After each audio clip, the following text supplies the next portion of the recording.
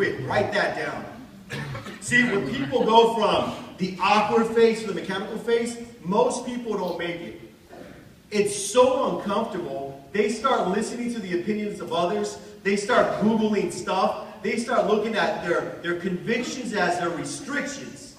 It's their whys that's going to get them through that. What they need to do, what you need to understand, if you really want to be a builder, and I know you all want to be a builder, is you got to get them anchored to their whys. Let me ask you guys this. You're all sitting here. I want you to write down the name of that person you're doing this business for. I truly believe that all of us are doing this business for that one person. Maybe there's more than one person. Maybe it's a loved one. Maybe they're not even here with us anymore.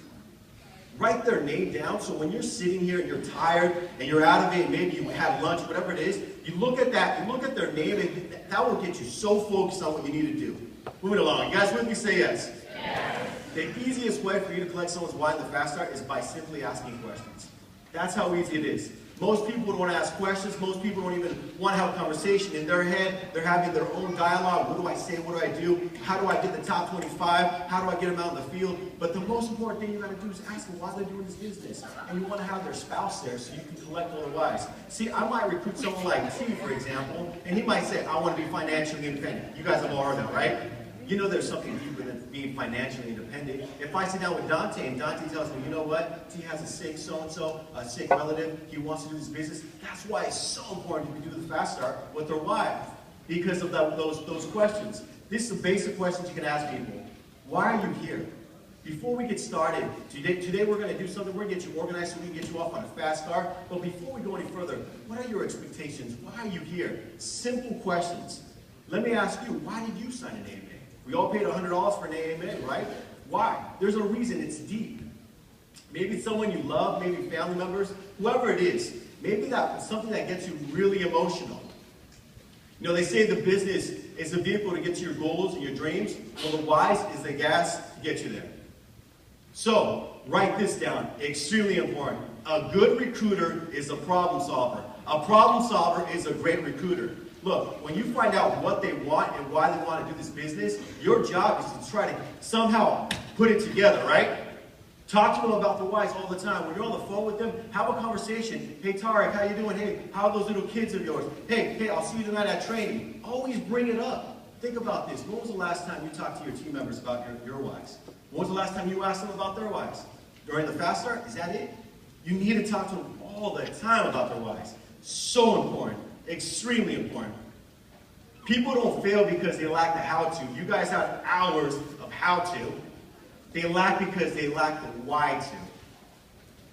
The reason most people don't give it 120 is simply because they just haven't identified what that why is. And I'll tell you what, I used to sit at these meetings not knowing, not sure what my why was, until, a lot of things started happening.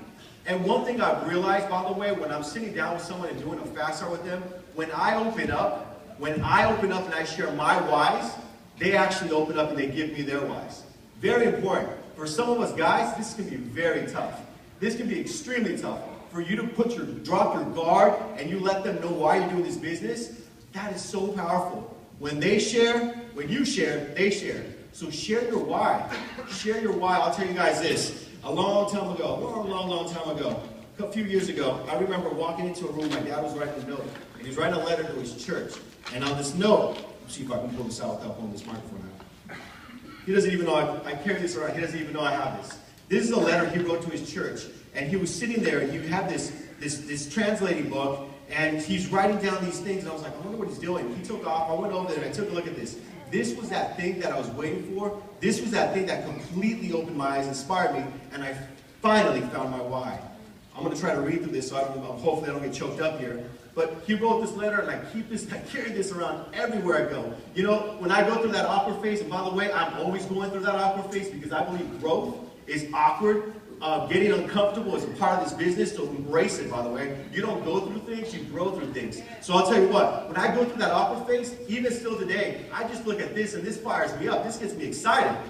He wrote this. He said, God bless me with my family, with health, love, money to pay the bills.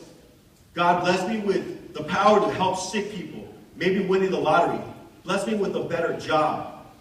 I think God knows what else I need. In the name of the Father, Son, and Holy Spirit.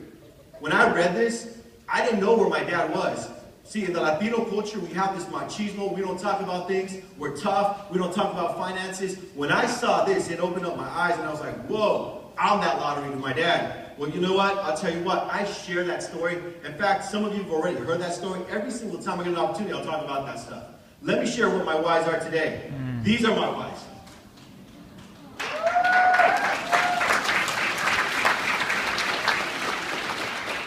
This is so important. First and foremost, I put God first and foremost because, you know, without God, there's nothing's impossible in my life.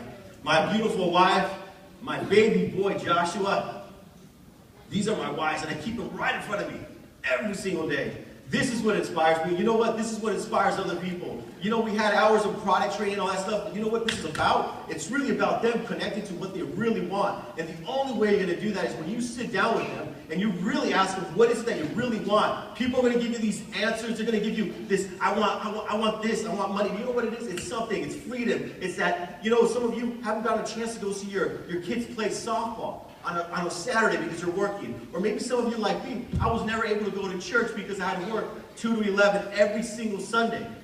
Whatever it is, I highly, highly tell you guys is that one, connect with your whys, ask them their whys, and I'll tell you what, in 2014, help people stay focused on their whys.